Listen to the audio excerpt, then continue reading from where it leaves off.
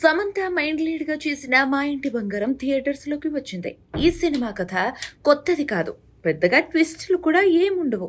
కానీ అలాంటి పాయింట్ను తీసుకుని మ్యాజిక్ క్రియేట్ చేసే ప్రయత్నం చేసింది మా ఇంటి బంగారం టీం. అయితే ఆ మ్యాజిక్ పూర్తిగా కాకపోయినా చాలా వరకు వర్కౌట్ అయింది.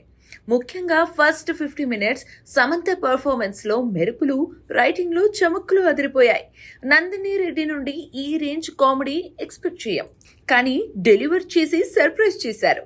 ఇంటి సెటప్ లో బోర్ కొట్టకుండా ఫస్ట్ మొత్తం బాగానే నడిపించారు. ముఖ్యంగా చిన్న డబుల్ మీనింగ్ డైలాగ్స్ కానీ అడల్టరీ జోలికి పోకుండా నీట్ గా ప్రెజెంట్ చేశారు. So first half family audience కి ఫుల్ అపీలింగ్ గా ఉంది. ఇంటర్వెల్ బ్లాక్ బాగా ఎగ్జిక్యూట్ చేశారు.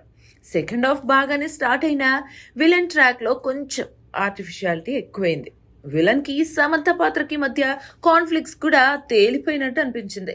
గుల్షన్ దేవయ్య తెలుగు వాళ్లకు పెద్దగా తెలిసిన ముఖం కాకపోవడం కాస్త మైనస్ గా కనిపించింది.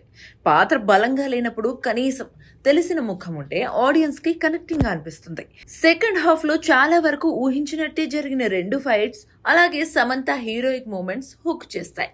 క్లైమాక్స్ లో ఫ్యామిలీ ఆమెని యాక్సెప్ట్ చేసే సీన్ ఎమోషనల్ పే ఆఫ్ ఉండేలా రాసుకున్నారు. సినిమాలో చాలా పాత్రలు ఉన్నా థియేటర్ బయటకు వచ్చేసరికి సమంత మాత్రమే గుర్తుంటుంది. ఆ రేంజ్ లో కష్టపడింది ఈ సినిమా కోసం. ఇక ఆమె గత సినిమాల్లో డబ్బింగ్ పై కామెంట్స్ వచ్చాయి, కానీ ఈ సినిమాలో మాత్రం డబ్బింగ్ కూడా పర్ఫెక్ట్ గా కుదిరింది. శ్రీముఖికి మంచి పాత్ర పడింది. సమంత ఫ్రెండ్ క్యారెక్టర్ చేసిన ఆమె కామెడీ టైమింగ్ కూడా బాగుంది. సంతోష్ నారాయణ్ మ్యూజిక్ డీసెంట్ గా ఉంది. సినిమాటోగ్రఫీ బాగుంది. ట్రాలాలా ప్రొడక్షన్ వాల్యూస్ బాగున్నాయి. సినిమాకి తగ్గట్టుగా ఖర్చు పెట్టారు. రాజ్ రైటింగ్ బాగుంది. సెకండ్ హాఫ్ పై ఇంకాస్త వర్క్ చేసి ఉండాల్సిందే. నందిని రెడ్డి సినిమాని బాగానే హ్యాండిల్ చేసింది. సమంతకి ఆమె వేవ్ లెంత్ మ్యాచ్ అవడం వల్ల ఆ ఇంపాక్ట్ సినిమాలో కనిపించింది.